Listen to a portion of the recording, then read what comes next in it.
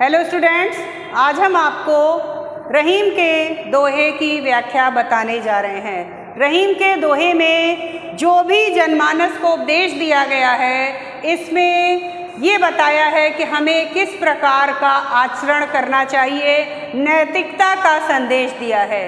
रहीम कवि के बारे में जो आप संदर्भ लिखेंगे वो आप लिख सकते हैं कि श्रेष्ठ साहित्य के रचनाकार और हिंदी पद्य साहित्य में अपनी काव्य छटा बिखेरने वाले कविवर रहीम द्वारा रचित प्रस्तुत दोहे हमारी पाठ्य पुस्तक हिंदी के काव्य खंड के दोहा शीर्षक से उद्धृत है। इतना आप लिखेंगे।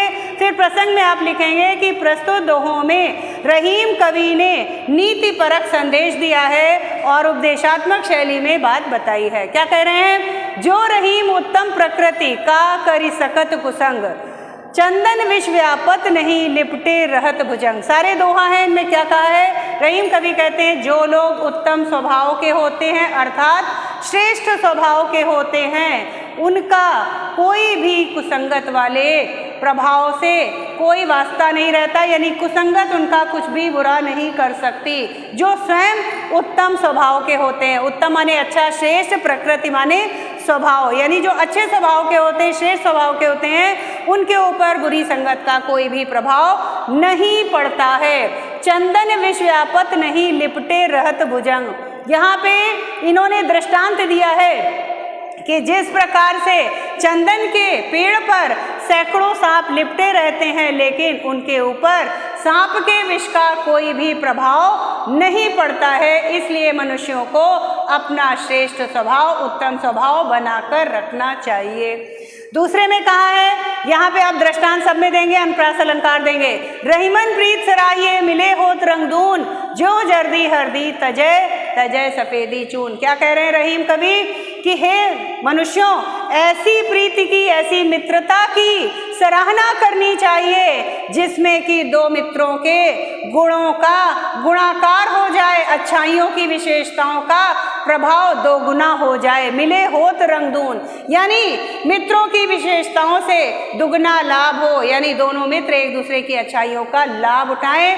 ऐसी मित्रता की सराहना करनी चाहिए। जो जर्दी हरदी तजय तजय सफेदी चून। यहाँ भी सब में दृष्टांत है। इन्होंने दृष्टांत दिया, उदाहरण दिया है कि जिस प्रकार से हल्दी पीली होती है, हरदी माने हल्दी, जर्दी माने पीली, हल्दी पीली होती है और चूना सफेद रंग का होता है, लेकिन दोनों के मिलने से एक नया गुण उत्पन्न होता है, पीला और सफेद मिलाने से एक लाल गुण उत्पन्न होता है। उसी तरह से ऐसी मित्रता जो भी है वो मित्रता प्रशंसनीय है जिसमें कि लोगों के गुणों का प्रभाव पड़े। तीसरे में कहा है रूठे सुजन मनाइए, जो रूठे 100 बार रहीमन फिर पोइए टूटे मुक्ताहार।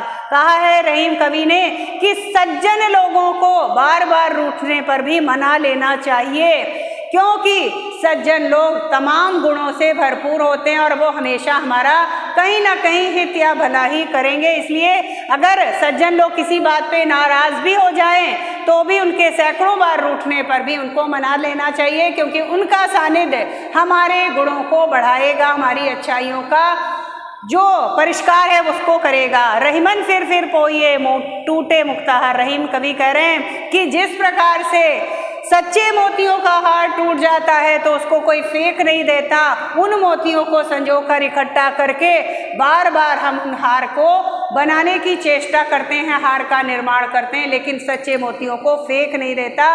उसी प्रकार से सज्जन लोगों की मित्रता को बनाए रखना चाहिए। दृष्टांत है इसमें भी। चौथा देखिए, टूटे से अगला है इसमें, रहीमन धागा प्रेम का मत तोड़े चटकाए, टूटे से फिर ना जुड़े जुड़े गांठ पर जाए। यहाँ पे भी मित्रता का संदेश दिया है कि अच्छी मित्रता, सच्ची मित्रता है, उसको तोड़ना नहीं चाहिए। रहीम कवि कहते हैं कि धागा कैसा? प्रेम रूपी धागा, यहाँ रूपक अलंकार हो जाएगा।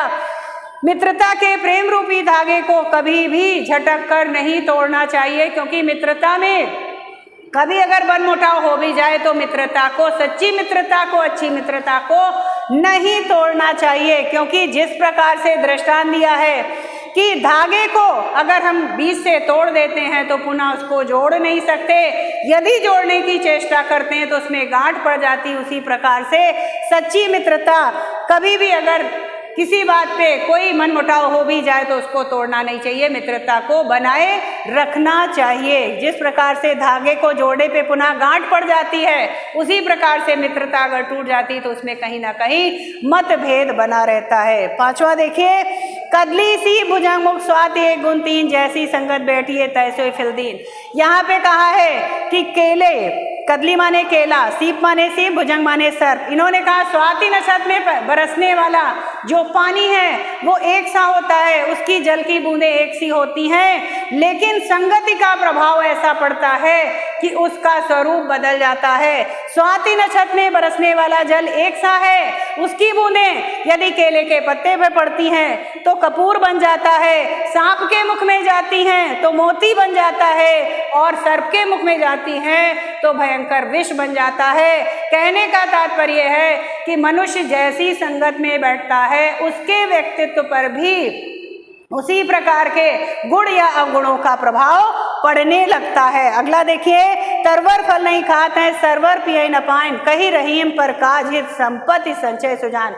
कहा है रहीम कवि ने कि वृक्ष कभी भी अपने फलों को नहीं खाते। इस दोहे के माध्यम से रहीम कवि ने परोपकार की भावना का परिचय दिया है कि जिस प्रकार से वृक्ष अपने फलों को नहीं खाते, सरोवर अर्थात तालाब अपने जल को कभी नहीं पीते, ठीक है, और क्या कहा है, सरवर, और फल नहीं खाते हैं, सरवर पिए न पाइन, यानी सरोवर अपने जल को नहीं पीते। उसी प्रकार से कई रहीम पर काज हित संपत्ति संचय सुजान, उसी प्रकार से जो सज्जन लोग होते हैं वो धन को इकट्ठा करके संजो के नहीं रखते हैं, बल्कि अपने धन को परोपकार में लगाते हैं, दूसरों के हित में लगाते हैं। क्लियर हो गया? सब में दृष्टांत अलंकार है। आगे आप देखेंगे, रहीमन ओछे नरंते तजौ बैर और प्रीत, काटे चाटे श्वांते दुहु भांति विपरीत। इसमें कहा है रहीम कवि ने कि निम्न कोटि के मनुष्यों से ना तो मित्रता रखनी चाहिए ना शत्रुता रखनी चाहिए, क्योंकि इनकी मित्रता और शत्रुता दोनों ही हानिकारक होती है। बहुत मित्र बन जाएंगे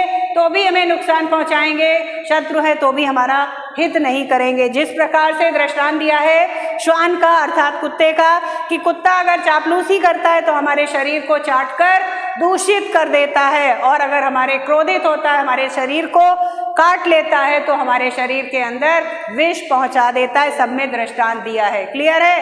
संदर्भ मैंने बता ही दिया, प्रसंग बता दिया। बात करते हैं काव्य सौंदर्य की। भाषा सब में आप लिखेंगे ब्रज भाषा है, सारे दोहों में शांत रस होगा, गुण है प्रसाद, क्योंकि जहाँ शांत रस होता है वहाँ प्रसाद गुण हो जाएगा। छंद आप लिखेंगे दोहा। अलंकार में मैंने बताया सब में अनुप्रास है, दृष्टांत अलंकार है, और यहाँ पे भी प्रेम धागे में मैंने बताया था रूपक अलंकार है। शब्द शक्ति सीधे अर्थ के साथ में लक्ष्य अर्थ है, सब अभिधा और लक्षणा दोनों लिखेंगे। शैली आप इसमें उपदेशात्मक शैली लिख सकते हैं। तो मेरे विचार से आप लोगों को ये दोहे की व्याख्या समझ में आ गई होगी। ओके स्टूडेंट, धन्यवाद।